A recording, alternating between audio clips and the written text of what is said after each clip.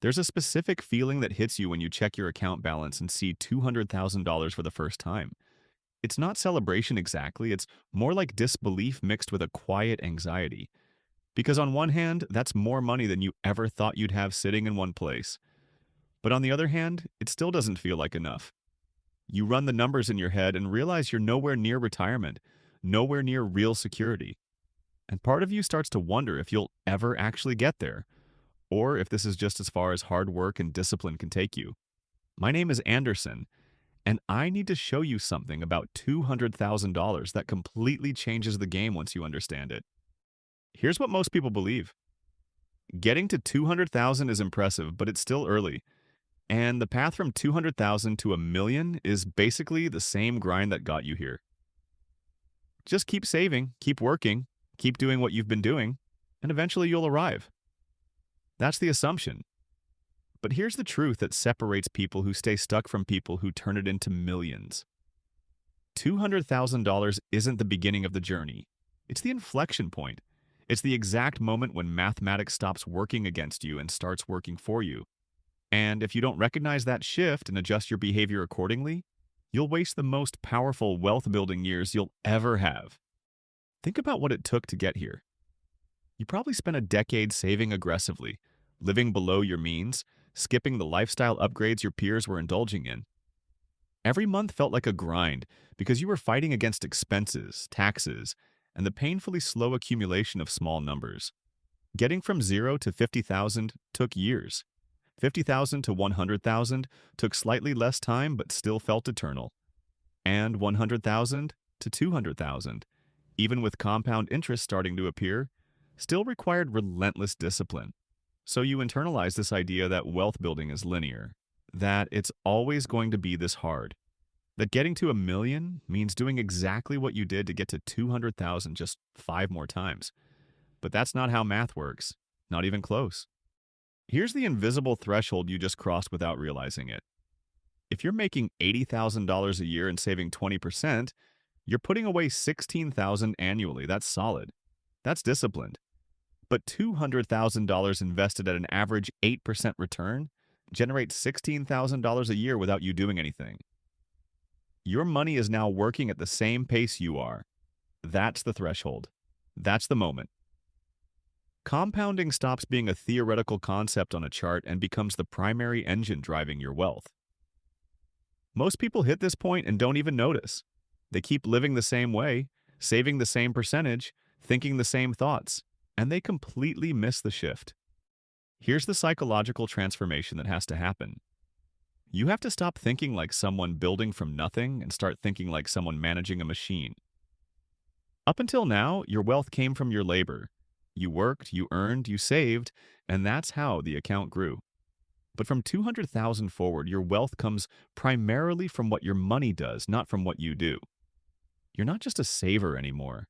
You're an allocator. And those allocation decisions matter more than how much you can squeeze out of your paycheck. Let me give you the numbers that make this feel real. Say you're 35 years old with 200,000 invested, and you continue adding 16,000 a year. At 8% annual returns, year 1 your portfolio grows to roughly 232,000. That's an even split 16,000 from your contributions, 16,000 from returns. By year 5, you're at around 314,000. Still feels like slow progress. But by year 10, you're approaching 580,000, and here's the key. Of that growth, only 160,000 came from your savings. The rest, around 148,000, came from compound returns alone. Your money outworked you. By year 15, you're closing in on 820,000. By year 20, you're past $1.3 million. And of that total growth, over 700,000 came from compounding, not contributions. Your money did most of the heavy lifting, you just had to let it. Now here's where people destroy their trajectory. They treat 200,000 as permission to upgrade their lifestyle. They've been disciplined for a decade, they've delayed gratification, and now they finally feel breathing room. So they buy the nicer car, move to the bigger house, take the expensive vacation, and in their minds they've earned it. But here's what they don't calculate. Every dollar you pull out of compounding at 200,000 is a dollar that won't turn into 4 or $5 by the time you're 55. That $40,000 car isn't a $40,000 decision. It's a $160,000 decision when you account for 20 years of lost compounding. The retirees sitting on 3 or 4 million didn't get there by rewarding themselves at 200,000. They got there by recognizing it wasn't the finish line. It was the starting gun. And here's the warning that catches the smartest people off guard. They start comparing themselves to someone who got rich faster in real estate or crypto or a startup, and suddenly their disciplined index fund strategy feels boring. So they take 50,000 and throw it into something they don't fully understand, chasing the quick win. When it doesn't work, they've just cut their compounding base by 25%. They've set themselves back years trying to accelerate a process that was already working. The people who turn 200,000 into millions aren't the lucky ones, they're the boring ones. The ones who kept contributing, didn't panic sell, didn't chase shiny objects, and just let math do what math does when you give it time and consistency.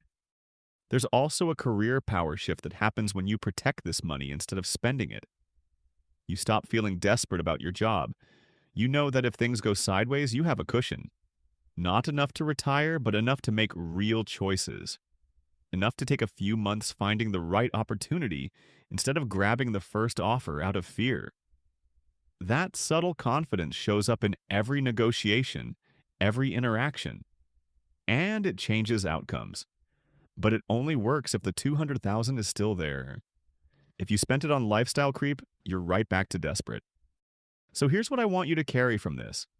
$200,000 is the most important milestone in your wealth building journey.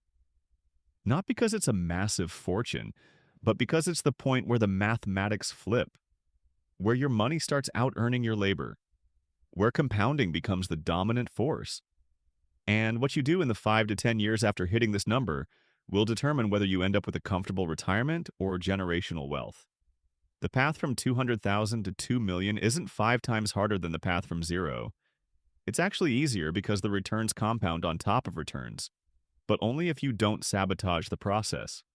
Only if you keep contributing. Only if you stay invested through the volatility. Only if you resist the urge to celebrate with lifestyle inflation. Protect the seed. Let the math run. And 20 years from now, when you're looking at a portfolio worth millions, you'll remember this was the moment you decided to give compounding the one thing it needs most: time.